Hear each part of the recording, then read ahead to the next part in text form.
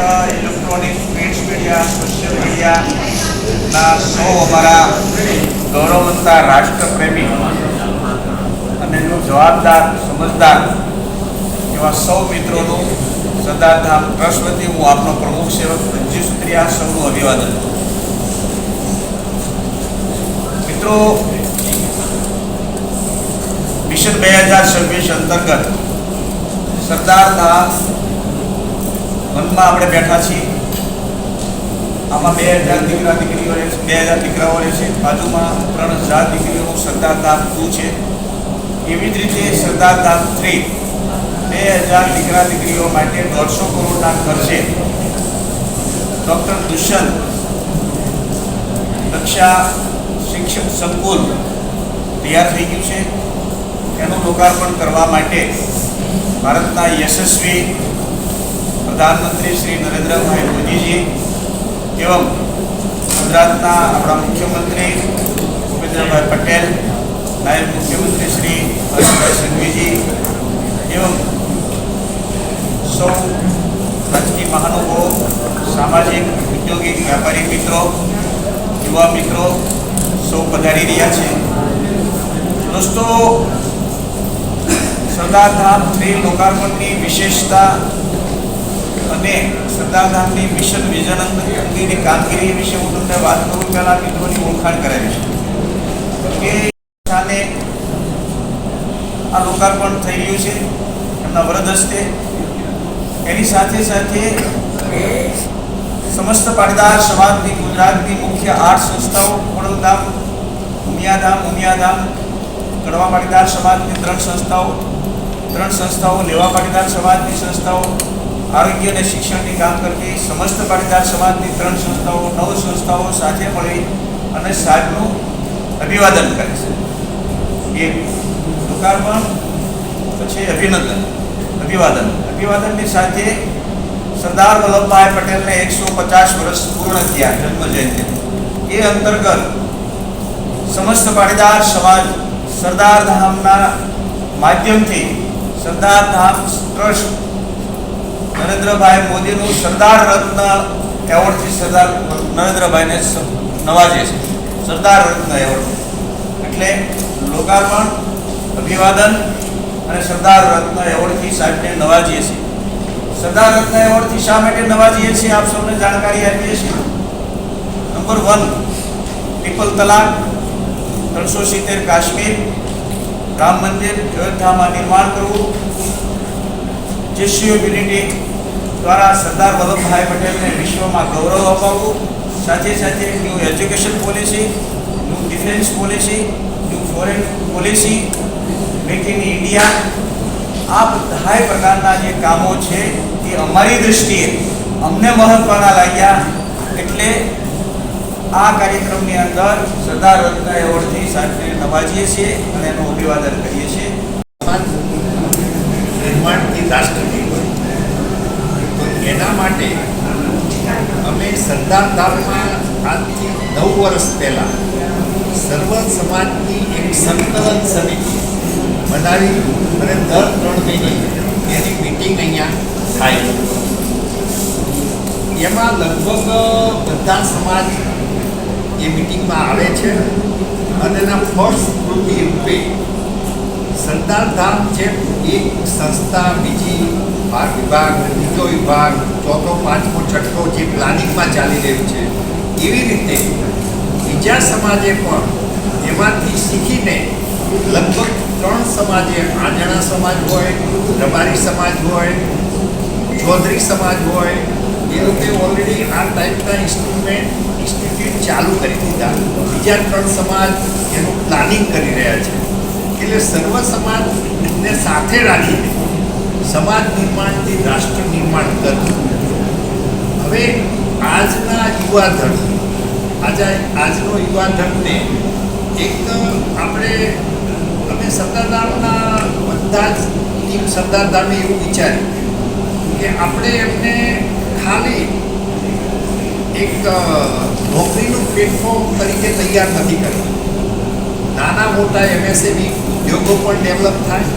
21મી સદીને ધ્યાનમાં રાખીને આપણે નવું યુવાધન એવું તૈયાર કર્યું કે જે ડેટા સેન્ટર રિલેટેડ જે રિક્વાયરમેન્ટ છે, ડેટા માઇનિંગ માટે જે રિક્વાયરમેન્ટ છે, આર્ટિફિશિયલ ઇન્ટેલિજન્સી માટે જે રિક્વાયરમેન્ટ છે, રોબોટિક માટે જે રિક્વાયરમેન્ટ છે, આ ટાઈપના સ્ટાફને ક્રિએટ કરવા માટેના જુદા જુદા આપણે સ્કિલ ડેવલપમેન્ટ સેન્ટરમાં વર્ગો ચલાવીએ છીએ.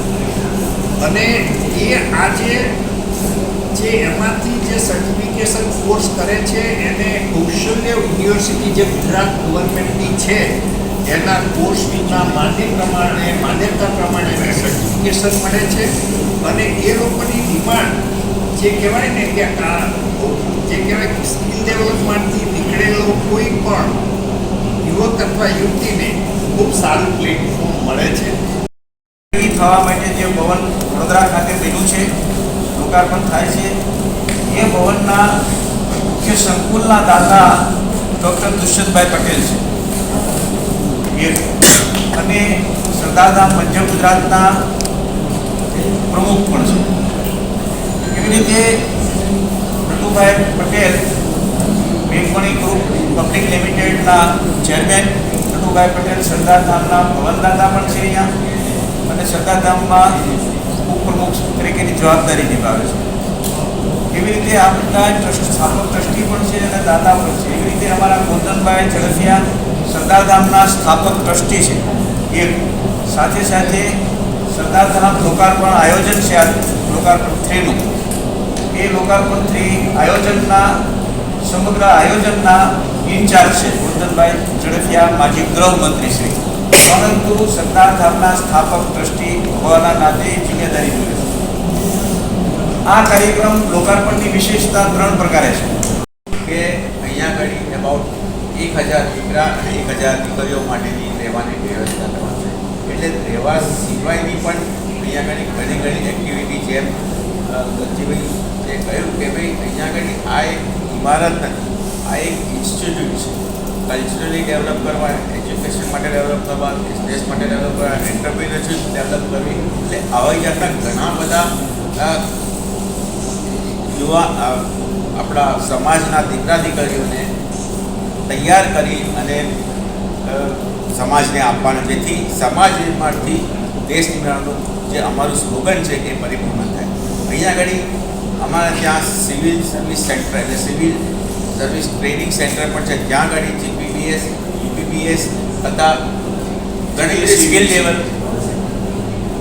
જીપીએસસી, યુપીએસસી, પછી સ્કિલ ડેવલપમેન્ટના ઘણા પ્રોગ્રામ કે ડિફેન્સ એકેડમી છે, પછી એવિએશન એકેડમી છે, જ્યુડિશરી એકેડમી છે, સ્પોર્ટ્સ એકેડમી છે, આઈ હબ જેવી છે, હોટલ મેનેજમેન્ટ છે, ઓવરસીઝ ઇન્ફોર્મેશન સેન્ટર ત્યાં બનશે. એનઆરઆઈઓને સર્વિસ માટે કંઈ પણ જાતની માહિતી જોઈતી હશે એના માટેનું પણ ત્યાં આગળ પ્રોવિઝન કરવામાં આવ્યું છે. ટ્રસ્ટીઓને રહેવા માટેની સગવડો પણ કરવા માટે આવેલી છે કે જે લોકોને ટેમ્પરરી ત્યાં આગળ જતા આવતા રહેવું હોય તો એના માટે પણ ત્યાં આગળ સગવડ છે. જીપીપીઓ એટલે ગ્લોબલ પાટીદાર સમાજ બિઝનેસ ઓર્ગેનાઇઝેશન છે અમારું, એ બિઝનેસ ઓર્ગેનાઇઝેશન માટેની પણ ત્યાં આગળ આ રીતના હોલની વ્યવસ્થા કરવામાં આવી છે. એ લોકો પણ ત્યાં આગળ એમની પોતાની એક્ટિવિટી કરી શકે, જેથી એ લોકો પોતાનો બિઝનેસ ગ્લોબલી પણ ડેવલપ કરી શકે. એ રીતની પણ ત્યાં આગળ એક આખું ટ્રેનિંગ સેન્ટર બનાવવામાં આવશે અથવા તો એ રીતની વ્યવસ્થા ત્યાં આગળ કરીશું.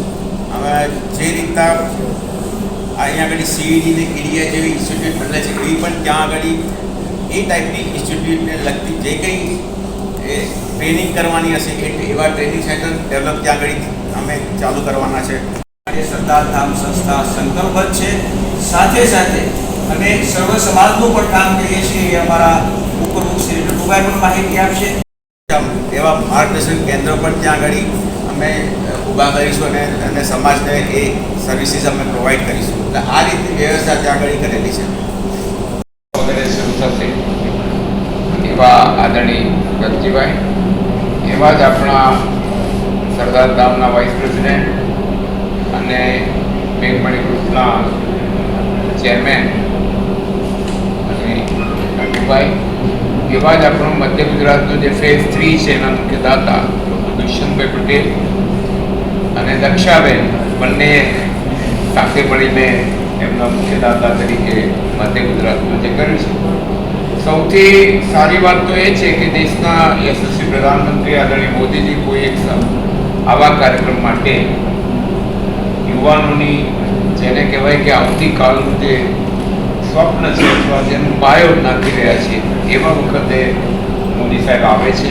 એમના કરકમલો દ્વારા જેમ દુષ્યંતભાઈ કહ્યું અલગ અલગ પ્રકારના અનેક, આ માત્ર હોસ્ટેલ નથી, આ માત્ર બોર્ડિંગ નથી, આ એક એવી ઇન્સ્ટિટ્યૂટ છે કે જ્યાં આગળ દીકરા દીકરી આવશે, ગામડામાંથી આવશે, ગરીબ ઘરના પણ હશે, તો એને માટે વિકસવાનો એક રસ્તો છે. એ હોસ્ટેલમાં પણ રહેશે, એ ગ્રેજ્યુએટ બનીને પણ આવશે, અન્ય ગ્રેજ્યુએટ અન્ય જગ્યાએથી થઈને પણ આવશે, સરકારમાં જશે, કોચિંગ કરશે ક્લાસ 1 to 3માં, જેમ અહીંયાથી આપણે 6000 દીકરા દીકરીઓ અત્યાર સુધીમાં ક્લાસ 1 to 3માં ગયા, એમ ત્યાં પણ જશે. આ કાર્યક્રમ 3 પ્રકારે જેમ કદ્યુભાઈ કહ્યું, એક તો લોકાર્પણ પણ છે.